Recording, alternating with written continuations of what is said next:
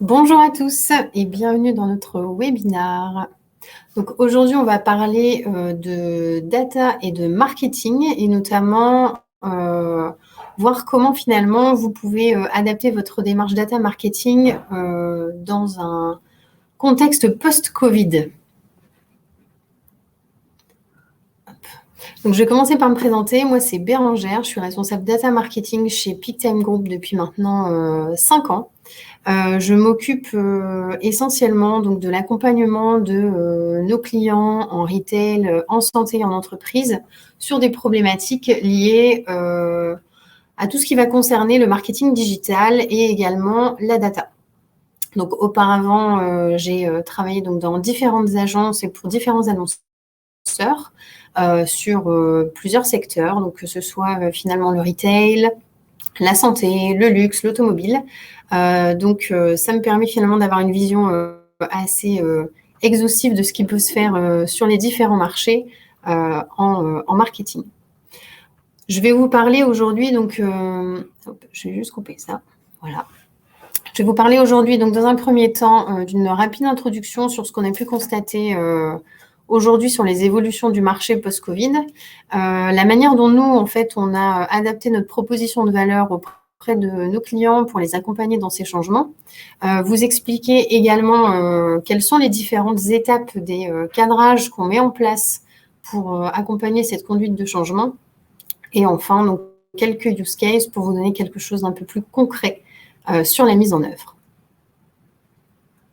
Pour démarrer, finalement, on peut parler de quelques chiffres, notamment ce qui a évolué sur cette dernière année. Donc, on constate aujourd'hui que 46% des Français affirment que la crise a modifié définitivement leurs habitudes d'achat. Donc ça, c'est une étude qui est sortie en avril 2021 et c'est un constat qui a été fait par de nombreuses enseignes qu'on accompagne.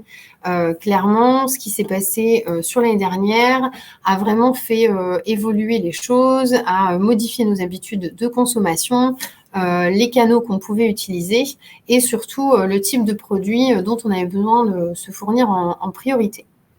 Donc, le télétravail a aussi également fait beaucoup changer les choses. Donc, c'est aujourd'hui plus de 25% des salariés dans les économies avancées qui peuvent travailler à domicile de 3 à 5 jours par semaine.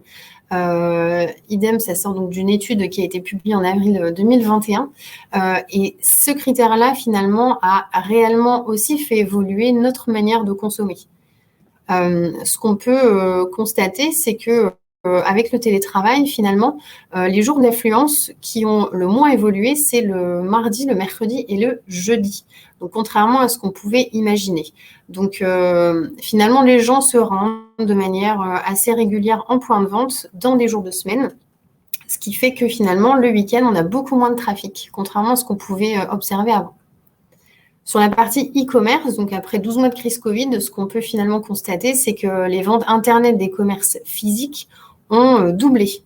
Elles ont évolué 2 fois plus rapidement que la moyenne du marché et 3 fois plus vite que les sites des pure players. Donc ça, c'est des choses auxquelles les enseignes qu'on accompagne ont dû aussi faire face et ont dû s'adapter à ça, en faisant donc notamment de nombreuses évolutions aussi sur ce qu'ils pouvaient proposer en termes de services digital auprès de leurs clients.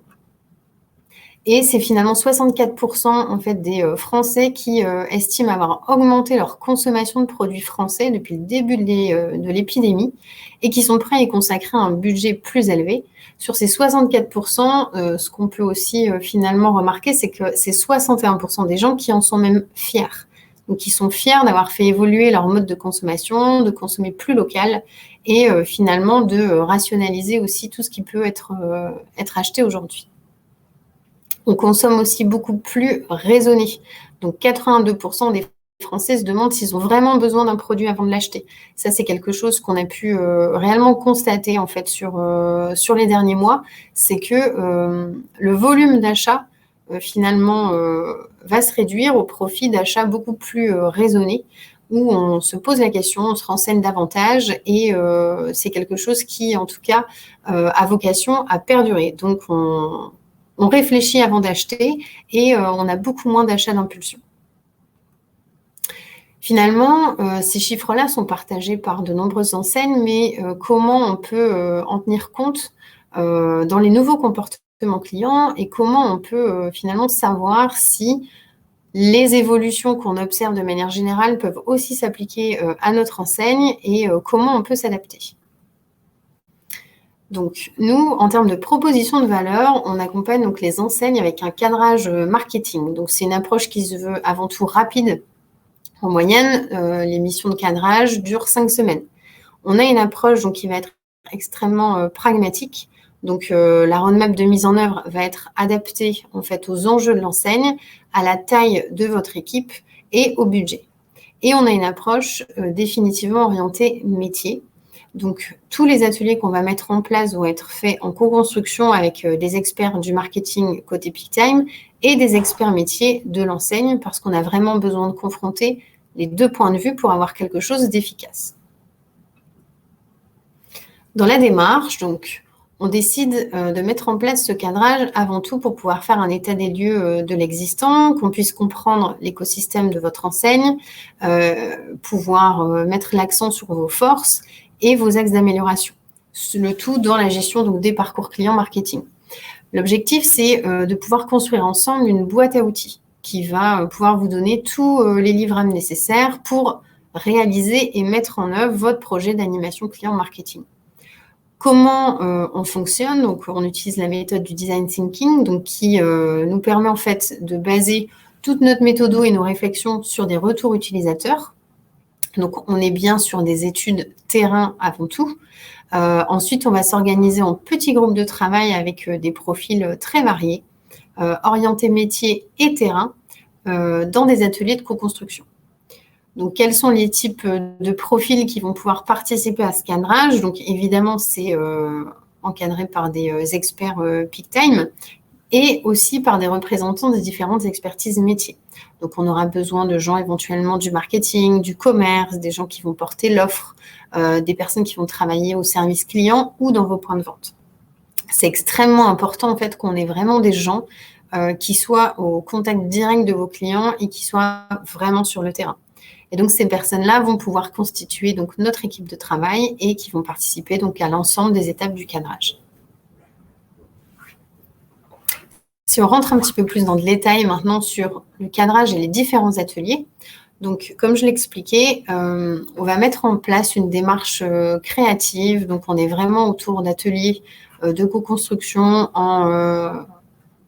en serious gaming, finalement, on travaille, mais de manière vraiment plutôt informelle, sur laquelle on va appliquer des petites méthodes, en tout cas, de travail sur les ateliers. On va toujours garder en tête de placer l'utilisateur final au centre de notre réflexion. On part jamais d'une page blanche, mais on va bien analyser l'existant pour pouvoir construire votre roadmap. Donc, on a différents temps de réflexion.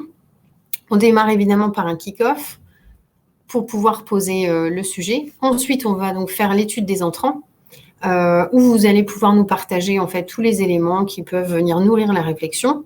Nous, on va baser nos réflexions là-dessus et on va commencer à travailler en fait en analysant ces premiers inputs. Ensuite, on va réaliser donc soit des interviews, soit des visites magasins, des visites de points de vente. Si vous n'avez pas de point de vente, on va axer essentiellement notre travail sur le digital, sur ce qui peut se faire sur les réseaux sociaux, ce qui va se dire dans les forums, ce qu'on pourra récolter comme information sur des sites. Et tout ça va nous amener au premier atelier qui va être l'atelier persona. On va ensuite passer aux ateliers parcours et actions marketing.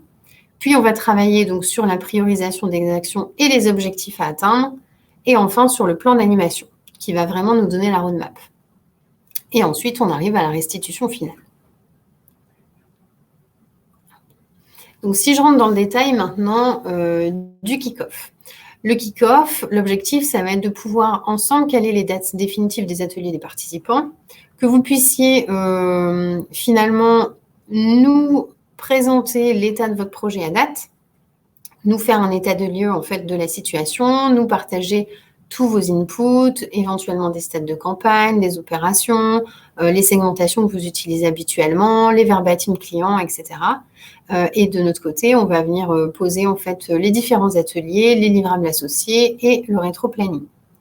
Donc, en termes d'interlocuteurs, ça va être finalement l'équipe métier qu'on aura constituée au départ, donc à savoir les représentants de votre côté, donc marketing, offre, service client, enfin les personnes qu'on aura estimées finalement intéressantes et utiles dans notre réflexion.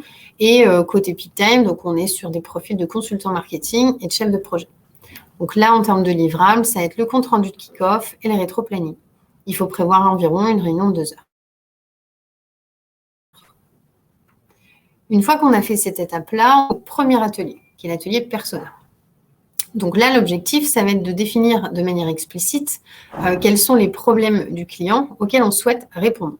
L'idée, c'est bien de pouvoir trouver donc les solutions les plus adéquates pour y répondre. On va donc échanger sur des profils clients qu'on aura travaillé en amont et on va donc, lors de cet atelier, venir récolter vos remarques, vos commentaires et valider ensemble les profils définitifs. En termes d'entrant, ce qui peut nous être utile, c'est toutes les informations qui vont permettre d'alimenter la réflexion. Les analyses, des études, des enquêtes de satisfaction, tous les verbatim clients si vous en avez. Ensuite, on va se baser aussi sur les comptes rendus des interviews qui vont être organisées par Peak Time. Donc, en général, on en a à peu près, on va dire, une petite dizaine. Et ensuite, on vient toujours avec une version qui va être préparée en amont que vous allez pouvoir challenger en atelier. L'idée, c'est vraiment pas de partir en mode brainstorming et de passer une demi-journée à commencer à tout construire, tout mettre à plat, mais on vient vraiment déjà avec une version assez aboutie. Et votre rôle, finalement, dans ces ateliers-là, ça va être un peu de casser ce qui a été fait, d'ajuster, de corriger pour qu'on ait quelque chose de définitif. Donc là, généralement, cet atelier-là se fait sur une demi-journée. En termes de livrables, donc, on récolte évidemment la synthèse des personas, donc soit des personas B2C, B2B en fonction de vos cibles, et on va venir en fait dans un tableau tracer les différents profils et leurs particularités. Donc, qu'est-ce qu'ils viennent chercher dans l'enseigne, quel va être leur rapport à la marque, quelles vont être leurs spécificités. Et ça, en fait, ça nous permet de vraiment synthétiser sur un slide les différentes typologies de clients auxquels on doit s'adresser et quelles sont les problématiques auxquelles on doit répondre. Ensuite, donc sur le détail des personas, là, vous avez un exemple de livrable d'un persona qui est plus détaillé. Donc, c'est vraiment de pouvoir rentrer dans quelque chose d'assez approfondi sur finalement ce que représente ce persona pour votre enseigne. Donc, quels vont être ses buts et ses motivations à venir chez vous? Quelles sont au contraire ses frustrations et ses points noirs auxquels il va falloir qu'on réponde finalement dans nos approches et nos parcours?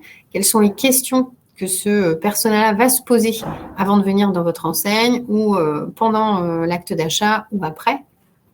Et quel va être le rapport à votre enseigne? Est-ce que c'est un prospect? Est-ce que c'est un client fidèle? Est-ce que c'est un abandonniste? Tout ça va nous donner finalement des orientations sur la manière de l'animer. Une fois qu'on a travaillé donc nos personas, on a notre première base de travail qui va finalement nous permettre de mettre en lumière toutes les choses auxquelles on doit répondre, qui va nous permettre d'analyser les évolutions en tout cas sur vos profils clients. Est-ce qu'on observe des changements par rapport à des personas précédents si vous en aviez déjà travaillé? Est-ce que ça confirme des idées que vous aviez en interne? Généralement, on se rend compte que avec ce travail-là, qui est un travail vraiment issu du terrain et qui est un travail qui va pouvoir être confronté avec plein de ressources différentes de l'enseigne, on se rend compte qu'on arrive vraiment parfois à casser en fait des idées reçues ou des choses qu'on considérait comme acquises. Donc, c'est vraiment un exercice très apprenant avec lequel on va vraiment pouvoir constituer, en tout cas, une réflexion hyper approfondie et poussée. Une fois qu'on a ce premier entrant, on a notre deuxième atelier qui va être l'atelier parcours et action marketing. Donc là, l'objectif, ça va être de pouvoir maintenant décrire les actions de chacun de ces personas et de chacun de ces profils au travers d'une histoire et d'un parcours qu'on aura détaillé. Ensuite, on va en séance donc échanger sur les parcours qu'on aura rédigés et on va les valider ensemble de manière définitive. Et on va pouvoir ensuite lister toutes les actions marketing qui peuvent être mises en place pour répondre aux attentes, besoins ou frustrations des clients. En termes de livrables, dans cet atelier-là, donc on va travailler sur des expériences map et des fiches actions. Pour vous donner un petit peu plus de détails, donc les expériences map, vous en avez un exemple. Donc, on est toujours parti du persona qu'on avait vu précédemment. Et donc là, finalement, l'idée, ça va être de découper son parcours, son cycle de vie, en grandes étapes relatives à ce qui peut se passer dans l'enseigne. Donc là, on est sur du retail, e-commerce. Donc, il y a toute une phase où le client va d'abord s'informer sur le produit, sur votre enseigne, sur les services. Il y a une deuxième étape qui va être je choisis et je décide. Donc là, c'est vraiment post-achat. Finalement, comment il va s'intéresser à vos produits, quels sont les types d'infos qu'il va aller chercher, est-ce qu'il y a des choses justement auxquelles il ne trouve pas de réponse.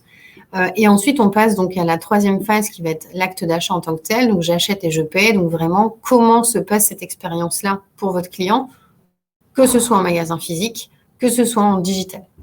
Ensuite, c'est toute la phase de réception de la commande. Donc, certains personas vont pouvoir bénéficier de la livraison à domicile. D'autres vont plutôt passer par du click and collect. D'autres vont faire leurs achats en magasin de manière plus traditionnelle. Donc, ça nous permet finalement d'aborder les différentes cas de figure possibles. Et ensuite, il y a la phase post-achat. Donc, qu'est-ce qui va se passer une fois qu'il aura récupéré sa commande dans les semaines ou les mois à venir? Une fois qu'on a tracé finalement ces grandes étapes du cycle de vie, on va vraiment venir décrire quelles vont être finalement les étapes du client et celles qui concernent ce persona en tant que tel. Et en face, on va venir mettre aussi quel est son état d'esprit. Donc, vous pouvez voir les smileys. Ça va être finalement comment il se sent à chacune de ces étapes.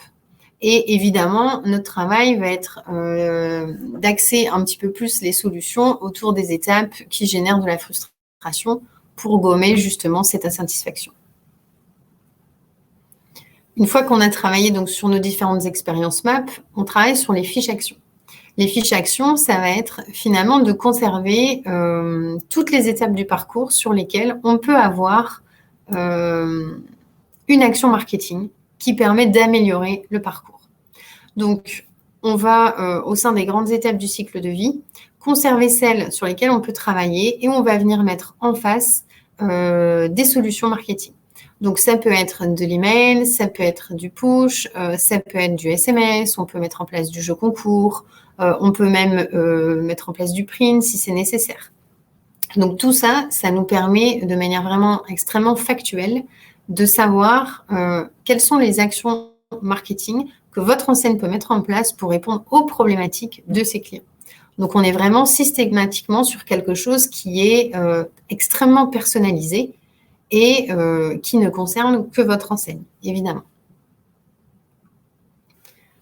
Quand on a travaillé sur les fiches actions, on a du coup toute une matière première qu'on va pouvoir réutiliser parce que finalement, on a nos profils clients, on connaît leur typologie, on connaît leur frustration, on connaît aussi finalement ce qui fait qu'ils sont finalement pro-enseigne et on a aussi finalement toutes les actions marketing qu'on peut déclencher. Maintenant, ces actions marketing sont extrêmement nombreuses et sont plus ou moins complexes à mettre en place. Donc, l'objectif de l'atelier 3, ça va être de pouvoir finalement réussir à tout prioriser. Donc, on va agréger les parcours de tous nos personas qu'on aura travaillé autour du cycle de vie.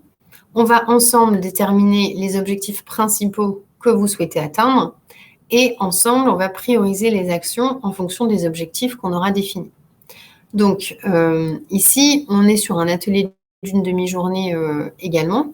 On va avoir besoin donc des livrables des ateliers précédents. On va travailler ensemble sur des fiches objectifs qu'il va nous falloir compléter.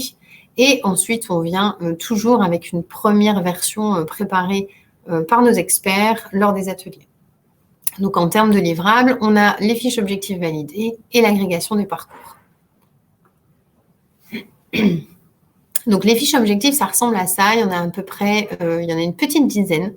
On a donc des fiches objectifs qui vont concerner des enjeux business, des enjeux de notoriété, d'image de marque, ça peut être de fidélisation, de connaissance client. Donc, on va travailler sur ces différents sujets et on va les lister en fait en objectifs quantitatifs En face, on pourra mettre également des objectifs... alors, je me suis trompée. On va les lister en objectifs qualitatifs et ensuite, en face, on pourra mettre des objectifs quantitatifs. On va travailler ça ensemble et en fait, par un système de vote, donc chaque participant aura 10 points de vote qui va pouvoir venir positionner sur les différents objectifs qualitatifs. Et ensuite, on va procéder finalement à une analyse de ces votes qui vont nous donner les grandes lignes directrices auxquelles on doit répondre en priorité. Une fois qu'on a du coup identifié les objectifs principaux sur lesquels on va pouvoir travailler, on va travailler à l'agrégation des parcours. Donc là, on a vu que chacun de nos personas avait des actions marketing qui étaient bien identifiées dans leur parcours. L'idée, c'est de pouvoir finalement réussir à concaténer tout ça dans des grandes étapes d'action et de pouvoir finalement se dire ça, c'est plutôt au moment du welcome, ça, c'est plutôt au moment de la réactivation, ça, c'est plutôt au moment de l'acte d'achat. Et on va ensuite pouvoir leur mettre un niveau de priorité. Donc, en bleu, c'est tout ce qu'on va considérer comme MVP. Donc, tout ce qui va être le produit minimum viable au moment du lancement de notre plan d'animation. En vert, c'est tout ce qu'on estime intéressant de mettre en place, mais qui est moins prioritaire parce que plus chronophage à mettre en place ou plus complexe ou plus coûteux. En jaune, c'est ce qu'on rêverait de pouvoir mettre en place, mais clairement qui n'est pas la priorité du moment ou qui ne nous permet pas en tout cas d'en tirer un bénéfice immédiat, mesurable, et donc on va plutôt le déprioriser. Et en blanc, c'est tout ce qui existe déjà en fait dans votre écosystème qu'on va simplement conserver et remanier. Une fois donc qu'on a ces éléments-là, on peut rentrer vraiment dans la partie plan d'animation. Donc, le plan d'animation, cet atelier-là va nous servir en fait à le définir, donc valider ensemble quels vont être les contenus à mettre en place, quelles sont les cibles à adresser, à quelle fréquence et sur quel canal. De pouvoir identifier quels sont les leviers, les moyens disponibles dont on va avoir besoin pour mettre en œuvre notre projet et établir ensemble la roadmap projet. Donc là, c'est vraiment de pouvoir se dire, sur les 12 prochains mois, je vais commencer donc par ces étapes-là, puis une fois que j'aurai mis ça en production, je vais passer à l'étape numéro 2. Tout ça dans un souci en fait de répondre aux objectifs qui ont été identifiés en amont, dans un souci aussi de retour sur investissement par rapport au budget ou à l'énergie que vous allez y consacrer, et par rapport aussi finalement au nombre de points de frustration auxquels on va pouvoir répondre pour vos clients.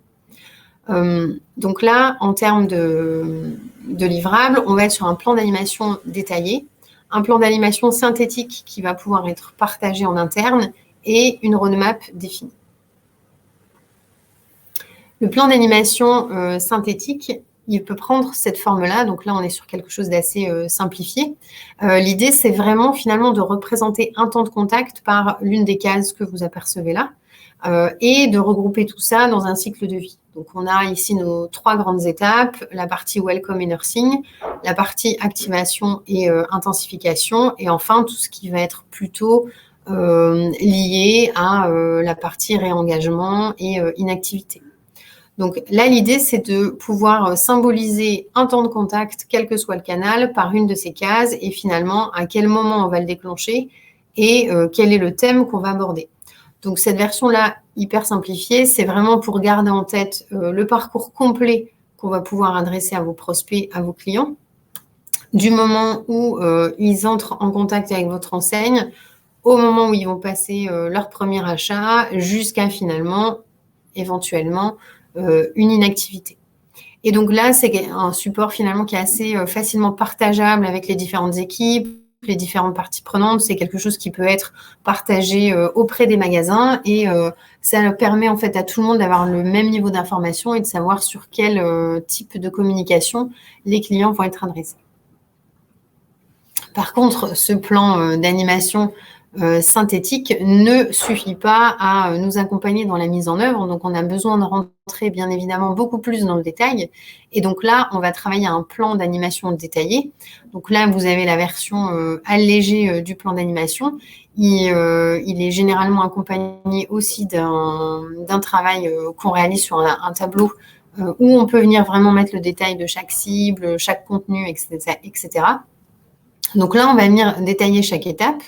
On va venir préciser quel va être le moment d'envoi, quel est le message principal qu'on va adresser, quel est le message secondaire qu'on va pousser finalement dans notre communication, à quelle cible on s'adresse et sur quel canal on décide de le faire partir. Donc, une fois qu'on a réalisé tous ces ateliers-là, généralement, ça se passe en 5 semaines. On a toute la matière première nécessaire pour venir retravailler, rechallenger le plan d'animation. C'est des choses qu'on fait maintenant régulièrement depuis plusieurs années. Donc, on a accompagné de nombreuses enseignes sur ces problématiques-là. Donc, elles peuvent être toutes assez variées. Parfois, c'est effectivement le besoin de rechallenger des personas qui sont un peu vieillissants. Parfois, ça va être la refonte des parcours et des plans d'animation. Parfois, on est simplement sur un besoin de rechallenger les segmentations et les ciblages, ou à d'autres moments, ça va être de rechallenger les contenus directement des communications qui sont poussées. Donc là, on a quelques use cases qui peuvent nous présenter. On a notamment accompagné Bureau Vallée sur cette partie cadrage marketing pour les aider en fait à déployer une solution de marketing automation, trouver le plan d'animation le plus adapté pour animer la base de données et enfin travailler sur la segmentation data. Donc, on a utilisé exactement le même process finalement d'atelier et d'études terrain pour travailler sur les personas, ensuite les expériences map. On a travaillé ensemble les fiches objectifs jusqu'au plan d'animation qu'on est en train de déployer et de mettre en production. On enrichit aussi du coup nos études avec de la collecte de données et de l'analyse data pour pouvoir justement proposer des segmentations omnicanales qui soient encore plus poussées et plus pertinentes et avoir une approche vraiment apprenante au fur et à mesure sur la performance de nos opérations. On a également accompagné Biocop sur cette partie de cadrage marketing assez récemment. On était dans des problématiques assez, des objectifs en tout cas assez similaires hein, avec le déploiement d'une solution de marketing automation et l'animation de la base de données. Donc là, de la même manière, on a travaillé sur leurs différents personas, on s'est rendu en point de vente, on a observé ce qui se passait. On a pu du coup leur soumettre nos observations et les premières versions des personas qu'on a retravaillées ensemble. Et ensuite, donc, on a vraiment appliqué la suite du cadrage avec la réalisation du plan d'animation. Et ensuite, sur la partie mise en œuvre, donc on les a accompagnés sur la réalisation des templates et des maquettes email jusqu'au paramétrage et à la gestion des campagnes. Un troisième cas de figure, donc c'est spécialité, sur lequel du coup on a aussi appliqué cette méthode-ci, mais pour le coup dans une problématique vraiment de travail de contenu, en tout cas et d'image de marque. Là, l'objectif, c'était de pouvoir les accompagner sur la mise en place d'une stratégie d'onboarding, donc de welcome process, les accompagner sur la partie programme de fidélité et d'ouverture à un nouveau marché B2B. Donc, on a mis en place ces différents audits avec une analyse de l'existant et une projection du coup de la roadmap. On a travaillé pour eux donc tout ce qui est relatif aux guidelines graphiques et au discours de marque. Et enfin, donc on a produit donc tous les contenus de communication, email, les push, les encarts et le print. Hop. Alors, je vois qu'il y a quelques questions. Si vous avez des questions surtout, n'hésitez pas. Moi, j'en ai fini en tout cas pour la présentation que j'avais à vous dérouler. Donc là, il y a une première question. Alors, à quel type d'entreprise ce cadrage s'adresse-t-il? Y a-t-il une taille minimum? Alors, ce type de cadrage, finalement, s'adresse vraiment à tout type d'entreprise. On a des problématiques extrêmement différentes et on accompagne des secteurs extrêmement différents.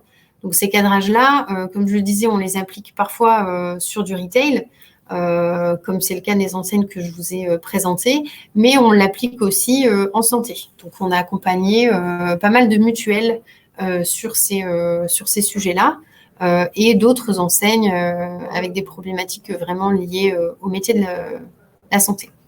Il n'y a pas de taille minimum non plus pour mettre ça en place. On a des très petites entreprises qu'on peut accompagner sur ce type de sujet. Parfois, dans les cadrages, côté enseigne, on a une personne qui représente finalement l'intégralité des expertises. Donc, on a quelqu'un qui va s'occuper du marketing, mais qui a aussi une casquette commerciale et une casquette offre. Donc, dans ces cas-là, on a simplement une équipe extrêmement réduite et nous, on va venir en fait s'alimenter davantage de ce qu'on va pouvoir récolter comme information sur le web ou sur le terrain. Donc, il y a vraiment pas de taille minimum, en tout cas, pour se lancer. Il ne faut pas imaginer que ce sont des approches qui sont trop complexes ou trop ambitieuses. C'est vraiment une méthode en fait qui peut s'appliquer et s'adapter en fonction des différentes typologies d'enseignes. Alors, on a une deuxième question. Donc, quels sont les budgets nécessaires pour mettre ça en place? Donc, effectivement, en termes de budget, c'est variable en fonction de la complexité du sujet auquel on doit répondre. Généralement, la démarche de cadrage, donc avec les études terrain, la réalisation des personas, les expériences map et du coup les actions marketing qu'on peut déployer. Donc, on s'arrête un petit peu avant la partie point d'animation. Ça, on peut le démarrer à partir de 5 000 euros. Donc, c'est vraiment le prix d'entrée. Et ça vous donne déjà toutes les matières premières nécessaires pour pouvoir refondre, en tout cas, soit un plan d'animation existant, soit vraiment en mettre un en place en partant de zéro. Donc, ça va vraiment être le prix d'entrée pour démarrer. Et ensuite, en fonction de la complexité ou de ce que vous voulez ajouter comme étape, on va pouvoir vous faire une proposition d'accompagnement sur mesure. Alors, je ne sais pas si on a d'autres questions.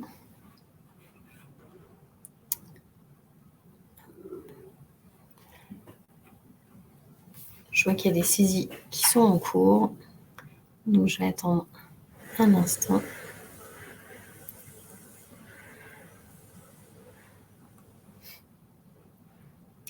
Hop.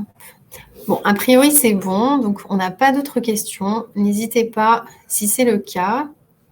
Si c'est bon pour vous, à ce moment-là, eh bien, moi, je vais vous remercier pour votre présence et votre participation. Si toutefois, vous avez d'autres questions qui vous viennent à l'esprit, n'hésitez pas à nous contacter a posteriori.